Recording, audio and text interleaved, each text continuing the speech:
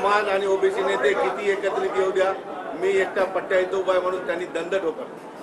काय ओबीसी समाज किती एक आला, नेते किती एक जरी आले तर मी एकटा मराठ्याचा इथं पठ्या आहे आणि त्यांनी दंड ठोकलं तुमच्यावर. या देशामध्ये आणि लोकशाहीमध्ये मोठ्या मोठ्या लोकांची इथल्या जनतेने जिरवलेली आहे.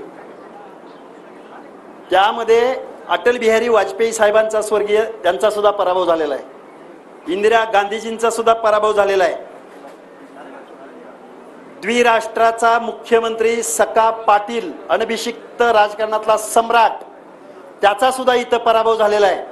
ती माणसं सम्राट तर होती राजकारणातली, पण तू कुठलं काय आहेस, तुझा अजून स्वॉट ॲनालिसिस तुम्ही करावं.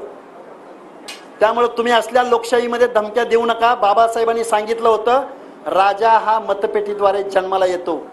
त्यामुळं असं कुणाला तरी काहीतरी चॅलेंज या लोकशाहीमध्ये करण्याच्या भानगडीत पडू नका.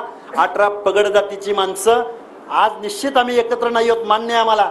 निवडणुका जिंकण्याचं स्टॅटिस्टिक्स आमच्याकडे नाही किंवा आमच्याकडे मॅन मनी मसल पॉवर नाही, पण आम्ही भविष्यात आमच्या मताचा, लाख मोलाच्या मताचा वापर करून प्रबोधनाच्या माध्यमातून या महाराष्ट्रातला ओबीसी, विजयंती, एसबीसी आणि आमच्या बरोबर मुस्लिम बांधव आणि आमच्या बरोबर, मी माझं कॉन्सन्ट्रेशन त्यावर आहे, माझ्या बॉडीत लगेच त्रास होईल तुम्हाला म्हणून.